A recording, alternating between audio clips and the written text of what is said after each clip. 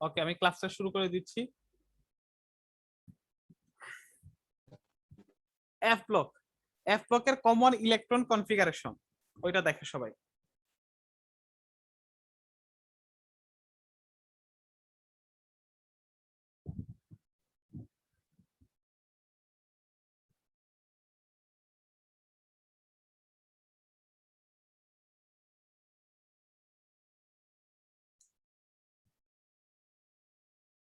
Common electron configuration হচ্ছে 1 number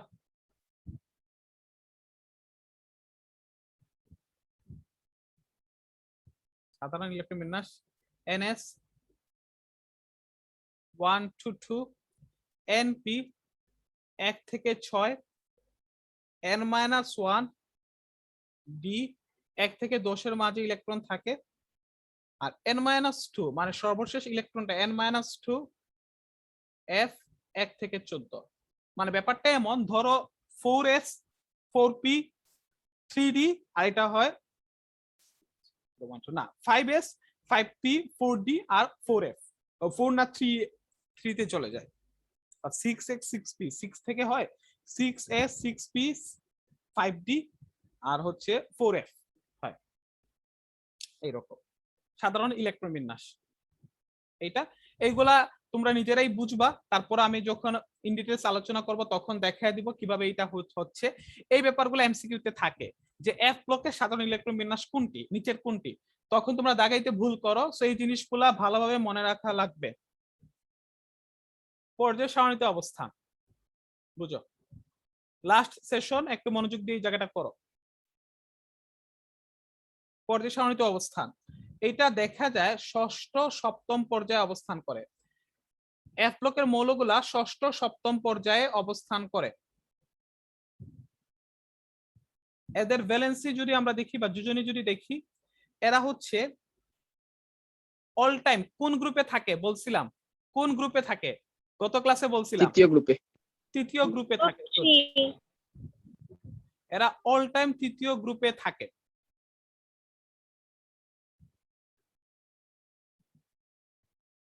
group 3 তে থাকে। দ্যাটস ওয়াই এদের যোজনী হয় সাধারণত 3।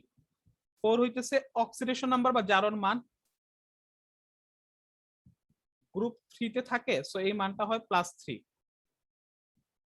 5 হইতেছে এইখানে মৌলের সংখ্যা, মৌলের সংখ্যা হচ্ছে 27টি।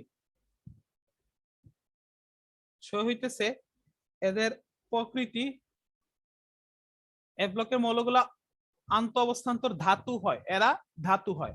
এরা এফ ব্লকের মৌলগুলো অধাতু হয় না অপধাতু হয় না, মনে রাখো এটা খুবই ইম্পর্টেন্ট এমসিকিউ হিসেবে যে এরা ধাতু হয়, এই জায়গাটা মনে রাখো।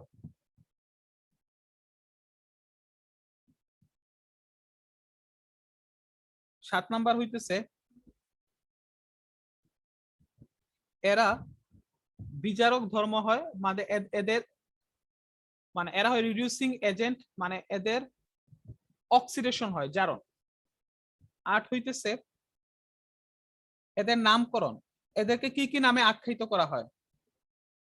এদেরকে বলা হয়, লাস্ট ক্লাসে পড়াইছিলাম, ল্যান্থানাইটস, ল্যান্থানাইট, অ্যাক্টিনাইট, এরপরে আরো কি কি নামে আখ্যায়িত করা হয়? বিরল মৃত্তিকা, আর হইতেছে আন্ত অবস্থান্তর। এতগুলা নামে এফ ব্লক মৌলগুলাকে বলা হয়।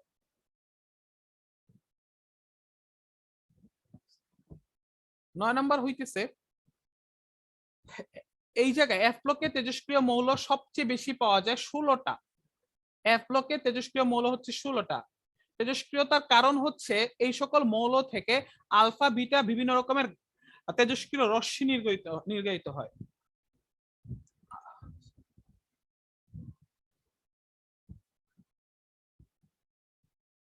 কিরে নিকন, কি করতেছস এগুলা?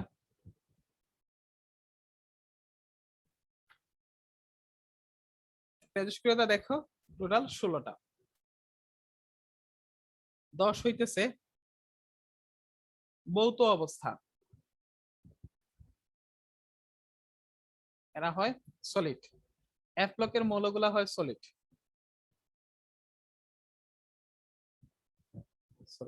লিখো এটা। তাহলে আমরা যদি এইগুলা হচ্ছে এফ ব্লকের ধর্ম, তাহলে আমরা এতক্ষণ পর্যন্ত এসপিডিএফ সবগুলা দেখার পর আমরা যে সার সংক্ষেপে পাইলাম, মানে সার সংক্ষেপ যেটা, সেটা হইল পর্যায় সারণীতে এস ব্লক মানে গ্যাস হইতেছে টোটাল 12টি গ্যাস, লিকুইড হইতেছে 2টা। কোন 2টা? ব্রোমিন আর মার্কারি।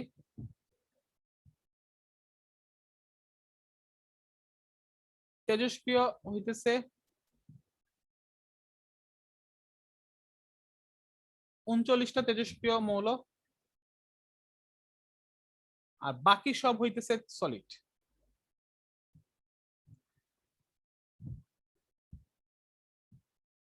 এটা লিখো ভাই। তেজস্ক্রিয় গুলা কি সলিড থাকে না? তেজস্ক্রিয় গুলা সলিড লিকুইড কিছুই না। তেজস্ক্রিয় গুলা মানে এমন ধরনের পার্টিকেল যেগুলা থেকে আলফা বিটা গামা রশ্মি নির্গত হয়, এগুলা তেজস্ক্রিয় কণা হিসেবে থাকে। এদেরকে সলিড লিকুইড ওইভাবে মানে কি করা হয় না।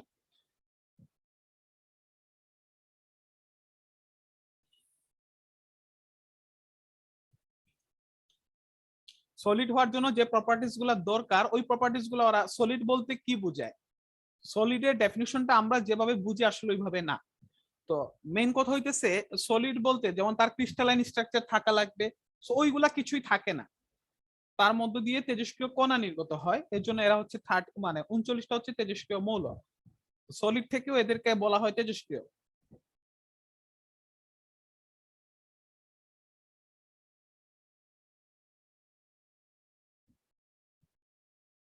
হয়েছে লেখা সবার? জি ভাইয়া। জি ভাই। আচ্ছা, তো এই গেল পর্যায় সারণীতে কি। এবার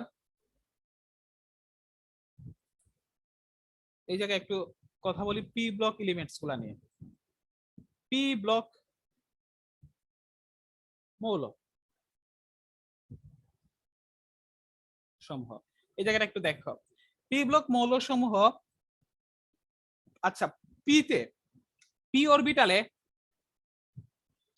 পিতে কয়টা অরবিটাল থাকে বলো? 3টি অরবিটাল। আর পিতে টোটাল ইলেকট্রন কয়টা? 6টা। ইলেকট্রন ধারণ ক্ষমতা হচ্ছে 6। এগুলা গুণগত রসায়নে পড়ানো হয়েছে। পি ব্লকের অরবিটাল হচ্ছে 3টা এবং এর ইলেকট্রন ধারণ ক্ষমতা হচ্ছে 6। 3টা অরবিটাল কি? PX, PY, PZ. পিজেড। এই যে দেখো 2টা করে টোটাল 6টা ইলেকট্রন, এটা হচ্ছে পি ব্লকের। তো এই পি ব্লকের ফ্যামিলি গুলোর নাম যদি আমরা বলি, গ্রুপ 13 এর প্রথম মৌল হচ্ছে বোরন, এর জন্য গ্রুপ 13 কে বলা হয় বোরন ফ্যামিলি। মানে মনে রাখতে পারো যে পরিবারের মুরব্বী হইতেছে বোরন, দ্যাটস ওয়াই গ্রুপ 13 কে বলা হয় বোরন ফ্যামিলি। এবং ওই বোরন ফ্যামিলির সবারই শেষ কনফিগারেশন হয়, ইলেকট্রন কনফিগারেশন এইরকম হয় NS2 NP1। এই যে বাসা বাড়িতে মুরব্বী যারা থাকে, যেমন ওই অমুকের পরিবার, অমুকের যেমন বিয়ের দাওয়াতের সময় দেখো না কার্ডের উপর লিখে দেয় পরিবার, মানে মুরব্বী অনুযায়ী যেটা হয়। তো ঠিক সিমিলারলি গ্রুপ 13 এর মুরব্বী হইতেছে বোরন, সে প্রথম মৌল। দ্যাটস ওয়াই এটাকে বলা হয় গ্রুপ 13 কে বলা হয় বোরন ফ্যামিলি। এবং বোরন ফ্যামিলির আন্ডারে যারা আছে সবার ইলেকট্রন কনফিগারেশন হচ্ছে NS2 NP1। তোমরা আজকে পর্যায় সারণী বের করে চেক করো। গ্রুপ 14 এর দেখো, গ্রুপ 14 কে বলা হয় কার্বন ফ্যামিলি। কোন কার্বন ফ্যামিলির NS2 NP2। গ্রুপ 15 তাইলে কার ফ্যামিলি হবে বলো? নাইট্রোজেন।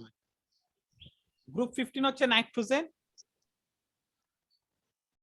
Nitrogen family. তো এটা হয় NS2 NP3। গ্রুপ 16 কার family? Oxygen. Oxygen. Oxygen.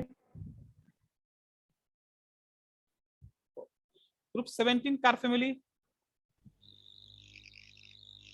Halogen.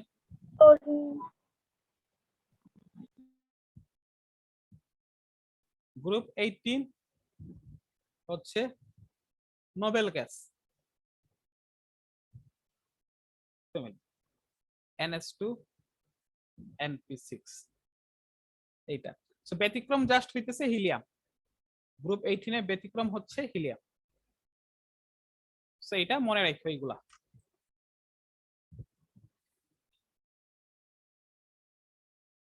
আচ্ছা, ওকে, সমস্যা নাই। প্রবলেম থাকলে তো কিছু করার নাই।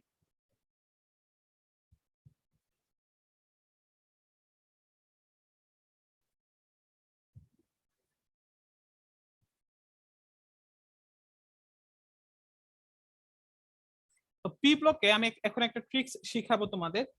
ওই ট্রিক্সটা আমি একটু দেখাই।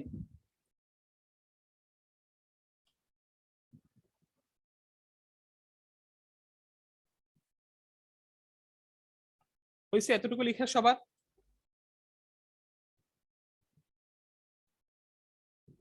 আচ্ছা, জি ভাইয়া। ট্রিক্সটা হচ্ছে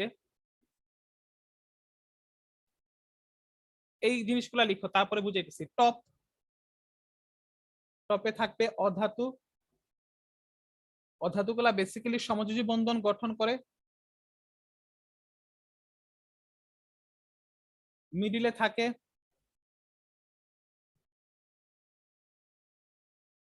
অপধাতু। অপধাতুগুলা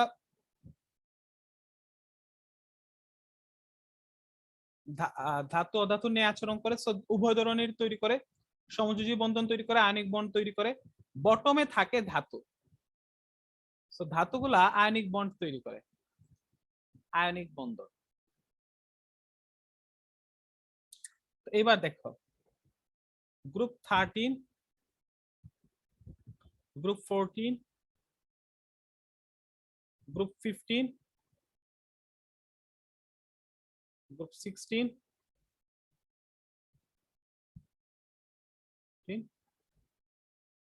18। তো গ্রুপ 13 এ আছে boron, aluminium, gallium, indium, thallium. নামগুলা সব পর্যায় সারণীতে আছে। Boron, aluminium, gallium, indium, thallium. Carbon, silicon, germanium, tin, আর হইতেছে লেড। নিকন, সরি কি নিকন কি বলে, nitrogen, phosphorus, arsenic, tin, bismuth. Oxygen, sulphur,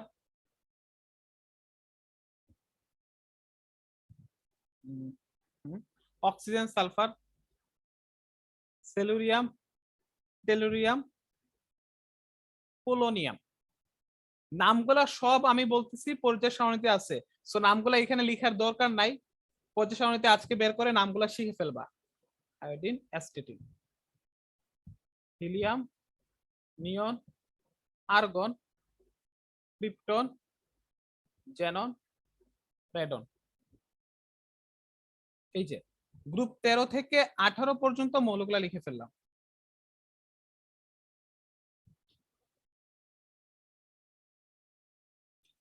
এইবার কথা হইতেছে উপরে যারা থাকে, এই যে একটু আগে আমি লিখে দিছি, এদের টপে যারা থাকে এরা হচ্ছে অধাতু, মিডিলে যারা থাকে এরা হচ্ছে অপধাতু, আর বটমে যারা এরা হচ্ছে ধাতু। দ্যাটস ওয়াই এই যে দেখো অপধাতু, গত ক্লাসে আমি লিখে দিছিলাম অপধাতু কারা। So এরা এই যে দেখো মিডিল বরাবর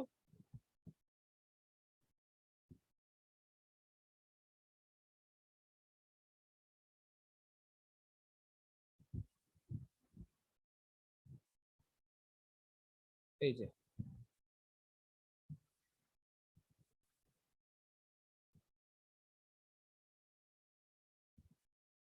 এরা হইতেছে এই যে মাঝ বরাবর যেটা গেল এরা হইতেছে অপধাতু। আচ্ছা সরি এখানে একটা জায়গা ভুল করে ফেলছি।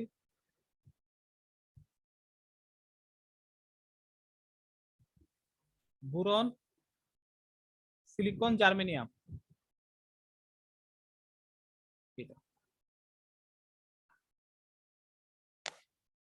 এরা হইতেছে অপধাতু। এই যে এদেরকে বলা হয় অপধাতু, লাস্ট ক্লাসে পড়াইছে এটা। আর বটমে যারা আছে, নিচের দিকে যারা আছে এই যে এরা এরা এগুলা এগুলা সব হইতেছে ধাতু বটমে। নিষ্ক্রিয় গ্রুপ বাদ দিয়ে, নিষ্ক্রিয় গ্রুপ গুলা তো হইতেছে পি ব্লকের এমন এক ধরনের গ্রুপ যেগুলাকে আমরা বলি আতেল, আতেল টাইপের। এরা তেমন সাথেও নাই পাঁচেও নাই, তো এদেরকে দরকার নেই। এই জায়গা 13 থেকে 17 পর্যন্ত দেখো, এই নিচের দিকে যারা এরা হইতেছে ধাতু, আর টপে যারা এরা হইতেছে অধাতু। টপে যারা এরা হইতেছে অধাতু, নিচে যারা এরা হইতেছে ধাতু। আর এই বক্স যেটা করে দিছি এটা হচ্ছে অপধাতু। বুঝা গেছে? নিচের দিকে যেটা এটা হইতেছে ধাতু।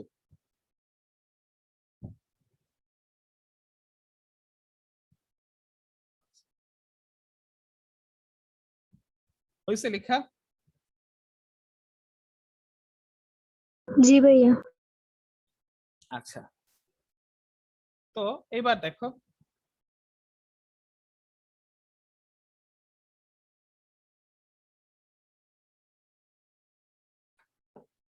এবার বুরন ফ্যামিলিতে আমি একটু কথা বলি। Boron family, boron family. So boron ফ্যামিলিতে আমরা একটু আগেই দেখছি এদের সংকেত কিরকম হয়। লাস্টের ইলেকট্রন বিন্যাসটা NS2 NP1।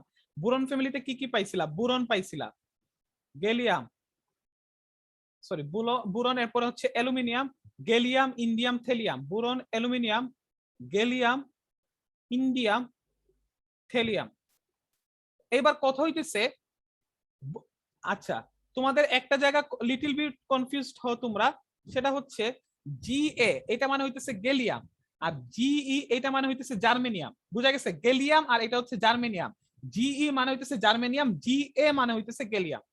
বুরন, বুরনের বাইরে শেলে এরকম থাকে 2s2 2p1, অ্যালুমিনিয়াম থাকে 3s2 3p1, গ্যালিয়াম থাকে 4s2 4p1, ইন্ডিয়াম হয় 5s2 5p1, থেলিয়াম হয় 6x2 6p1 6s2 6p1। এরপর এই জায়গাটা এইটা লিখো। আচ্ছা আমারে বলো তো ধাতু এবং অধাতুর চেয়ে, ধাতু এবং অধাতুর মধ্যে কার গলনাঙ্ক বেশি হয়? এটা বলো, একদম বেসিক কথা। ধাতু এবং অধাতুর ধাতু। মধ্যে কার গলনাঙ্ক বেশি হয়? না অর্থাৎ ধাতু। অধাতু। অধাতু কেমনে? ধাতু না? ধাতু। আচ্ছা ধাতুরে, অধাতু না। ইউজুয়ালি মেটালস মানে ধাতু, metals have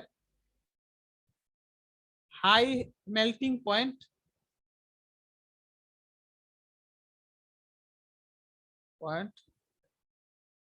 usually metals have high melting point than non-metals. অধাতুর চেয়ে ধাতুর melting। তাহলে দেখো নিচের দিকে যারা আছে এরা কি রকম আচরণ করে? বুরন হইতেছে একটা অধাতু, নিচের দিকে যারা আছে এরা কি ধরনের আচরণ করে বলো তো?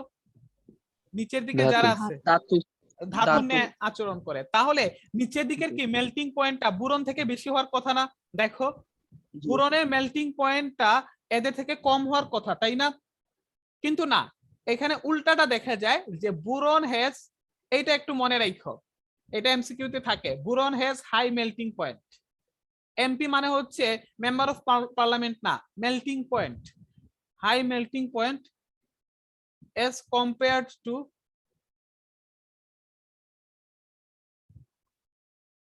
Boron has high melting point as compare to aluminium, gallium, indium, thallium. এইগুলা তোমাদের এমসিকিউ তে দেয় কম্পিটিটিভ এক্সাম, বিশেষ করে অ্যাডমিশন এই জায়গাগুলো থেকে কোশ্চেন করে। এখন বোরনের মেল্টিং পয়েন্টটা দেখা যায় যে না, বোরনের দেখা যায় উল্টাটা হয়ে যায়। বোরনের ক্ষেত্রে দেখা যায় যে না, তার মেল্টিং পয়েন্টটা এইগুলা থেকে বেশি। কারণটা কি? কারণ হইতেছে একটাই, যে সলিড বোরন যেটা, তার গঠন হয়, এর গঠন যে ধরনের শেপ, এটা জাস্ট একটু মনে রাখবা, আর কিছু লাগবে না, এটা তোমাদের নিয়ে এটা ব্যাখ্যা টেখ্যা কিছু নাই, জাস্ট মনে রাখবা ইকোসাহেড্রন। এই শেপের কারণে সলিড বোরনের শেপ হচ্ছে ইকোসাহেড্রন। ইকোসাহেড্রন মানে কি? তার এমন একটা আকার যে আকারে 12টা থাকে কর্ণবিন্দু বোরনের আর 20টা থাকে তল। বোরনের যে স্ট্রাকচার বা তার যে গঠনটা, ওই গঠনে দেখা যায় তার 12টি কর্ণবিন্দু এবং 20টি তল থাকে। সো বোরনের এইরকম একটা বিশাল আকৃতির কারণে বোরনের মেল্টিং পয়েন্টটা বাকিদের থেকে বেশি, এইটা মনে রাখো, ইকোসাহেড্রন শেপ।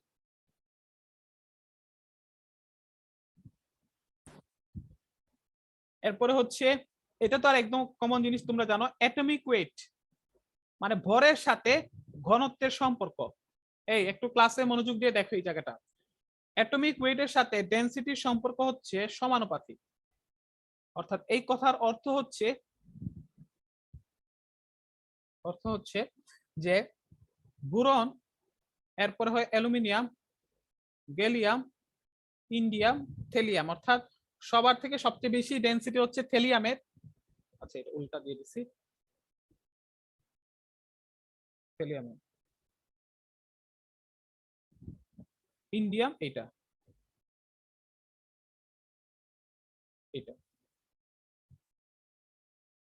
আচ্ছা এটা। এরপরে একটা মজার জিনিস তোমাদের শিখাই,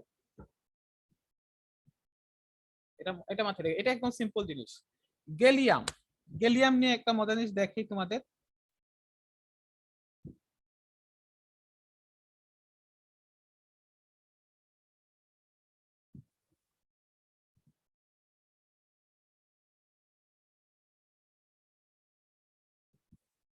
হয়েছে এতটুকু লেখা সবার? জি ভাইয়া। আচ্ছা, তো গ্যালিয়াম নিয়ে মজার জিনিসটা হইতেছে, গ্যালিয়াম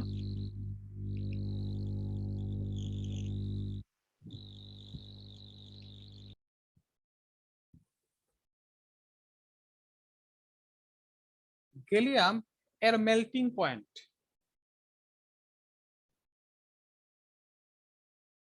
30 ডিগ্রি সেলসিয়াস। গ্যালিয়ামের মেল্টিং পয়েন্ট মানে গ্যালিয়ামের গলনাঙ্ক হচ্ছে 30 ডিগ্রি সেলসিয়াস। আচ্ছা, গ্যালিয়ামের গলনাঙ্ক 30 ডিগ্রি সেলসিয়াস। মানুষের দেহের তাপমাত্রা কত? নরমাল টেম্পারেচারটা, আমাদের দেহের নরমাল টেম্পারেচার কত বলো তো? 36 ডিগ্রি সেলসিয়াস ধরলাম। তাহলে দেখো গ্যালিয়াম হচ্ছে 30 ডিগ্রি সেলসিয়াসে গলে যায়। তাহলে তুমি যদি গ্যালিয়ামকে হাতে নাও, তাহলে গ্যালিয়ামটা কি হয়ে যাবে বলে যাও, বলে তো? গলে যাবে ভাইয়া। গলে যাবে। এটা একদম, এই যে দেখো একদম, মানে এটা তুমি ভিজুয়ালাইজ করতে পারবা যে গ্যালিয়ামের মেল্টিং পয়েন্ট 30 ডিগ্রি। এটা অলিম্পিয়াডে আসছিল এই কোশ্চেনটা। দেহের তাপ হচ্ছে 36 ডিগ্রি সেলসিয়াস। সো গ্যালিয়ামকে যদি হাতে নাও, তাহলে হাতে নিলে সে গলে যায়। তো গ্যালিয়ামটা লিকুইড থাকে, গ্যালিয়াম লিকুইড মানে গ্যালিয়ামটা তরল থাকে সামারে, মানে গ্রীষ্মকালে গ্যালিয়াম তরল, আর যখনই উইন্টার আসে শীতকাল, তখন গ্যালিয়ামটা থাকে সলিড। এটা দেখে একটা রাবারের মতো, মানে এটা একটা কি বল পেস্টের মতো থাকে সলিড আকারে, এবং ওইটাই গলে যায়। যখন গলে যায় তখন তুমি এটাকে যদি এটাতে চাপ দাও হাত দিয়ে, তখন দেখা যায় যে এটা গলে গেছে, মানে পানির মতো হয়ে যায়। আর না হইলে রাবারের মতো থাকে গ্যালিয়ামটা। এটা ক্রিস্টাল ক্লিয়ার, এই স্বচ্ছ একটা পদার্থ গ্যালিয়াম। হইছে লিখে ভাই আমি ইউটিউবের ভিডিও দেখছিলাম, ওটা তো পুরো মানে রূপালী কালার, হ্যাঁ ক্রিস্টাল ক্লিয়ার। মানে একটু স্বচ্ছ টাইপের না থাকে না? একটু স্বচ্ছ অন্য থাকে মেটালগুলো actual, থেকে স্বচ্ছ। মানে অ্যাকচুয়াল গ্যালিয়াম যেটা একটু স্বচ্ছ টাইপের থাকে, যেটাতে কোনো যারা ইমপিউরিটিস থাকে না, এটা স্বচ্ছ টাইপের একটা খন্ড নেওয়া হয়, তারপর ওইটা দিয়ে হাত দিয়ে প্রেস করলে, আঙ্গুল দিয়ে যদি তুমি প্রেস করো দেখবা যে মানে গলে গেছে, পানির মতো হয়ে যায়। আর যখন সলিড থাকে তখন এটা রাবারের শেপের মতো থাকে, যে হাত দিয়ে প্রেস করলে এটা ঢুকে তারপরে বের হয় এরকম। এটা কেমিস্ট্রি একটা মজার একটা ব্যবহার। আচ্ছা, তো এই ছিল মূলত আজকের আমি আগাইতেছি না, তোমাদের আজকে যা পড়াইছি থিওরিটিক্যাল এটা। নেক্সট ক্লাসে আমি একটু বলি, নেক্সট ক্লাসে শুরুতেই বোরন অ্যালুমিনিয়ামের কিছু ব্যাপার নিয়ে আমি কথা বলবো, তারপরে ডাইমার গঠন নিয়ে আলোচনা করব। সো ইনশাআল্লাহ নেক্সট ক্লাসটা পাবা তোমরা রবিবারে। নেক্সট ক্লাস হবে রবিবারে, নেক্সট ক্লাস হবে। ওকে, সো সবাই ভালো থেকো, সুস্থ থেকো, আমার জন্য দোয়া কইরো, আর নিজেরাও ভালো থেকো। নেক্সট ক্লাসে দাওয়াত থাকলো। আল্লাহ হাফেজ। আসসালামু আলাইকুম ভাই। ওয়ালাইকুম আসসালাম। আসসালামু আলাইকুম। আদাব। আসসালামু